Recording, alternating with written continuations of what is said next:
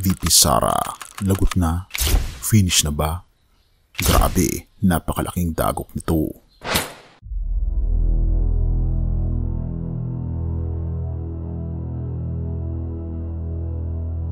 Alam mo yung pakiramdam na parang may iniwang bukas na kwento. Yung akala mo tapos na pero biglang may pasabog. Ganito ang eksena ngayon sa politika. Maraming nagsasabi, VP Sara, lagot na ba? Pero teka, bakit nga ba? Ano bang nangyari at bakit ito ang usap-usapan ngayon kahit sa mga kanto? Bago natin ipagpatuloy kaibigan, siya nga pala ang Great Controversy na isa sa mga pinaka-kontrobersyal na libro dahil tumutukoy ito sa mga propesiya sa libro ng Daniel at Revelation na nagaganap na sa panahon natin ngayon bago ang pagdating ng ating Panginoong Diyos ay pinamimigay na namin ng libre sa pamamagitan ng PDF. At ito ay nasa limited lamang na panahon kaya i-click mo sa description sa baba upang ma-avail mo kaibigan ang napaka-importanteng libro ito na magbubukas sa iyo sa mas maliwanag mong hinaharap. Purihin ang ating Panginoong Diyos at tayo magpatuloy. May kumakalat na balita. May sinasabi raw si VP Sara tungkol sa isang plot to assassinate President Marcos noon. Alam natin ang kwento pero ito ang twist. Wala raw kasulatan, walang kontrata, kaya hindi ito totoo. Pero hindi na pauli si Atty. Antonio Bukoy sa isang press con para siyang humugot ng espada at biglang sumigaw ng, alam niyo ho, yung pagkontrata ng mamamatay tao, hindi naman ho sinusulat yan eh. Boom!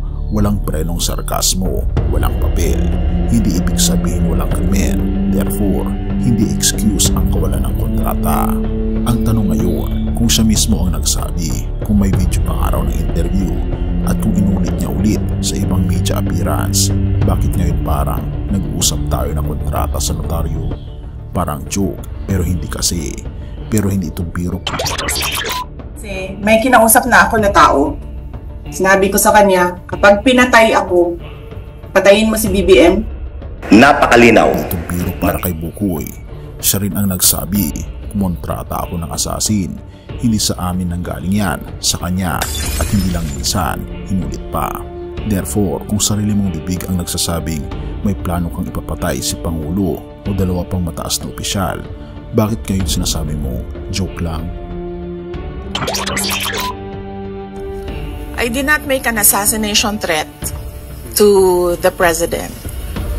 Sila lang nagsasabi niyan. Sila lang nagsasabi may assassination. Sila nagsasabi may assassin, may gunman. Next po, GDB. Not say that. Ito ang Article 1 ng impeachment complaint, conspiracy to assassinate President Marcos, First Lady Liza Araneta Marcos, at Speaker Martin Romualdez. Mabigat, matindi. Pero mas matindi yung ideya, pwedeng gumaan ang kaso dahil lang walang pinirmahang kontrata. Parang sinasabi mong hindi ka nagnakaw kasi wala kang resibo ng ninakaw mo. Kung ito ang defense ni VP Sara, parang hinubad na niya ang armor niya. At si Bukoy, binanat ang katotohanan, parang bowstring. Ang punto niya, malinaw. Come on, ika nga niya. Common sense naman. Ngayon, lumalabas ang tanong sa masa. Tapos na ba si VP Sara? Malalaglag na ba siya? Tatuhid pa ito sa conviction?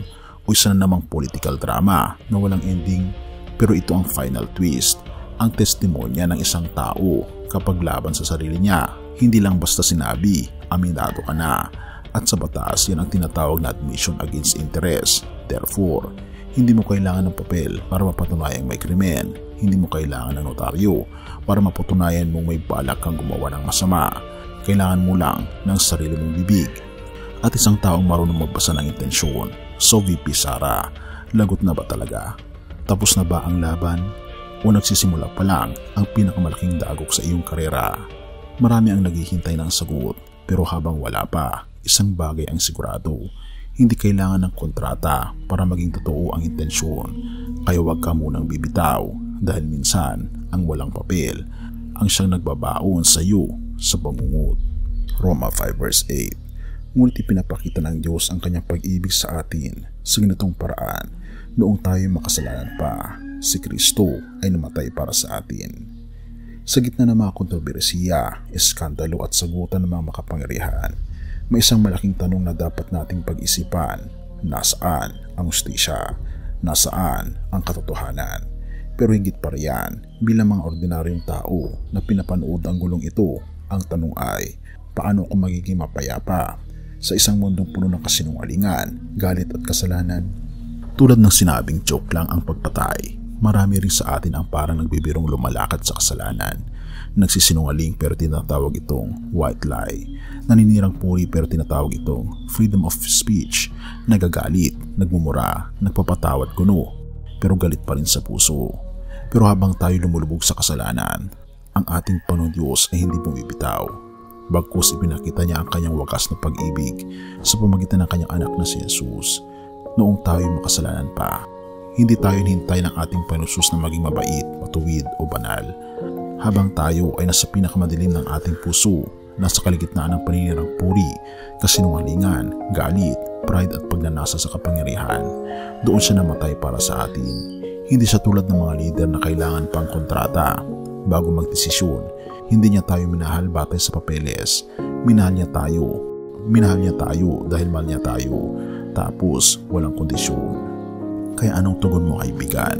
Ang gulo sa paligid ay refleksyon lang ng gulo sa puso ng tao. Pero sa gitna ng ingay ng politika, fake news at kasinungalingan, may isang boses na tahimik ngunit makapangyarihan. Mateo 11 verse 28. Halika sa akin, kayong napapagal, at bibigyan ko kayo ng kapahingaan. Ang mercy ng ating Panginoon ay hindi tulad ng mercy ng tao. Hindi siya nagsasabing, patawarin kita kung may kontrata tayo. Sasabihin niya, patatawarin kita dahil mahal kita sa krus natapos ang kasalanan mo.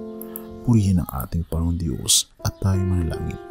Ama naming Diyos na makapangyarihan, sa gitna ng kaguluhan ng mundo, ilapit niyo po kami sa iyong krus. Patawarin niyo po kami sa aming mga kasalanan. Linisin niyo po ang aming mga puso marurumi na puno ng galit. Talikuran ito at sundin ang niyo pong kagustuhan.